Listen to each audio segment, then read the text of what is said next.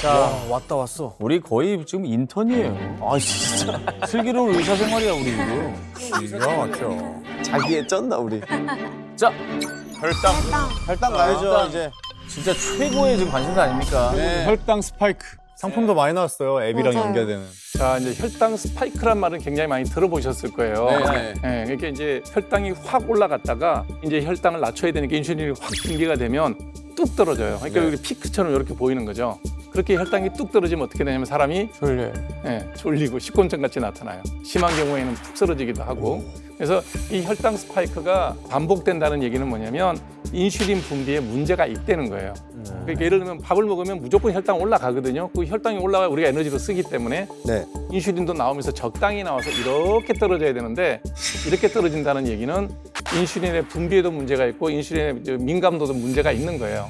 그래서 이런 혈당 스파이크가 반복되게 되면 실제로 당뇨로 진행될 개연성이 상당히 높아요.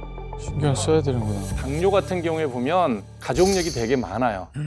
실제로 한 10% 정도는 당뇨에 가족력이 있는 경우가 있어. 전체 인구의 한 10%가.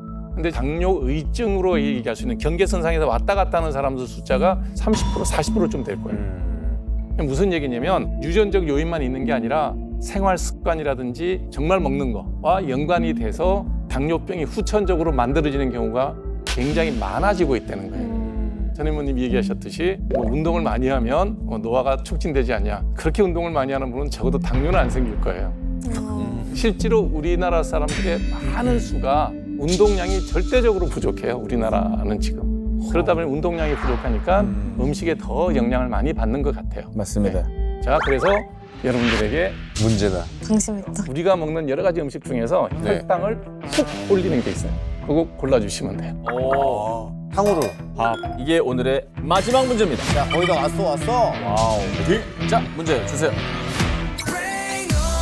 한국인이 일상적으로 먹는 식품 중 혈당을 가장 많이 올리는 음식을 고르세요. 와우. 가장 많이? 가장 많이. 큰일 났네. 쌀밥은 엄청나게 많긴 한데. 한 글자로 된 음식들이 전부 일단 혈당 올리는 거잖아요. 밥, 면, 빵. 밀. 스파게티랑 라면이 둘 다 정제 탄수화물이죠.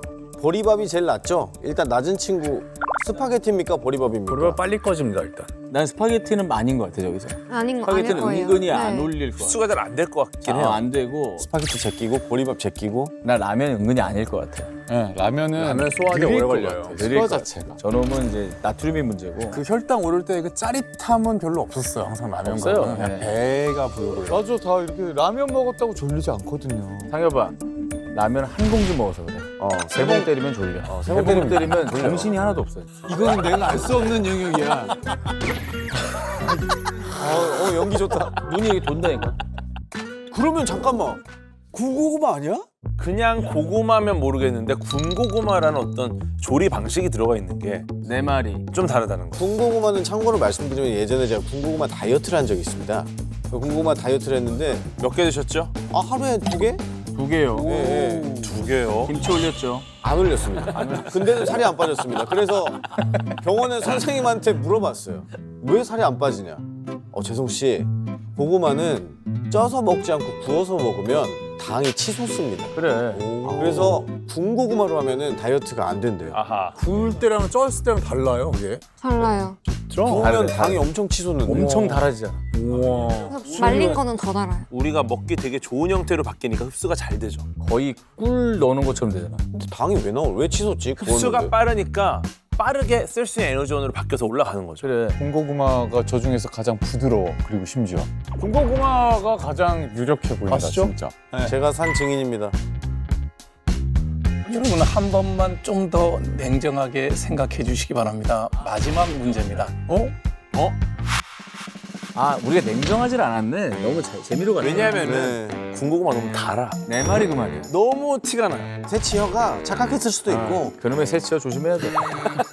근데 우리가 흰쌀밥을 제일 나쁜 놈으로 알고 있잖아, 그지? 그렇죠. 걔가 제일 빨리 흡수되니까. 쌀밥을 안 먹고 잡곡을 먹는 이유가 뭐 혈당을 천천히 네, 올려. 천천히. 그래서 쌀밥은 도정이라고 그러나 잘 돼 있어갖고 금방 흡수가 되기 때문에 흰쌀밥 같아.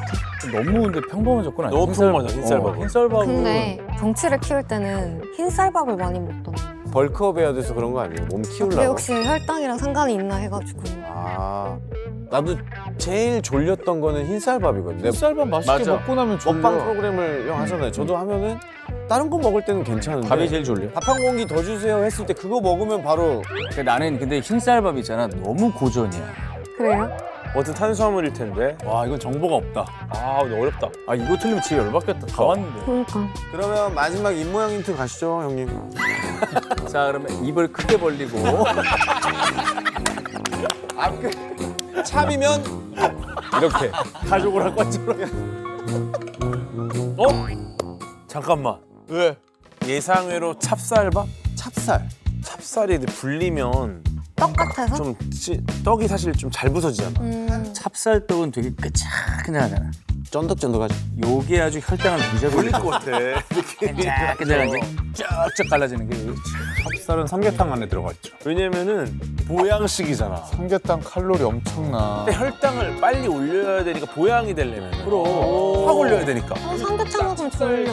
혈당을 올려서 내가 에너지가 올라왔다라는 걸 느끼게 하기 위해 보양식이니까 빠르게 혈당을 올려줘야 된다는 거지. 닭 안에 쌀을 안 넣는다는 거야. 찹쌀을 넣는다는 거지. 찹쌀밥인 것 같네, 그죠? 찹쌀밥 같아요. 찹쌀밥 같은데? 자 오늘 정답이 선생님 의상과 비슷한 색깔입니까? 찹쌀로 가시죠. 한번 모험을 걸어보시죠, 마지막 문제. 그러시죠. 가겠습니다. 도전! 찹쌀밥! 이해 없습니까? 없습니다. 아 라면인 건가? 정답 공개하겠습니다. 이거 정말로? 아, 제발. 라면이면 진짜 화날 거야. 군고구마. 머리는 아닐 거고.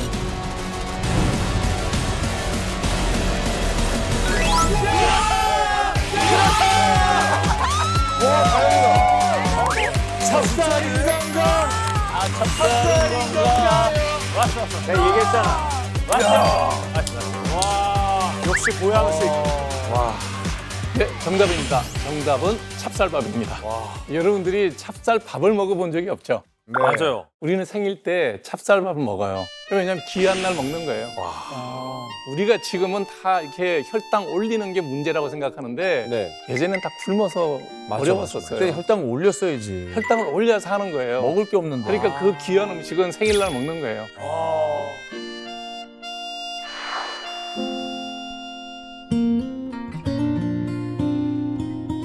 먹으면 제일 빨리 올라가요. 이게 이제 당 부하 지수라 해서 먹자마자 제일 많이 흡수되는 게 찹쌀. 그다음에 흰쌀. 근데 찹쌀이랑 흰쌀밥이랑 박빙이었네. 1, 2위였네. 그러니까. 그러네. 고구마는 섬유소가 많아서요. 우리가 소화하는데 뭐라 그래요? 고구마 먹은 느낌이라 그러잖아요. 소화 안 되는 거예요. 당이 높은 거지. 오히려 고구마가 소화가 안 되는구나. 이렇게 혈당 스파이크를 유발한다는 얘기는 들어가자마자 빨리 소화돼서 빨리 올라가는 거예요. 자료 한번 보여드릴게요.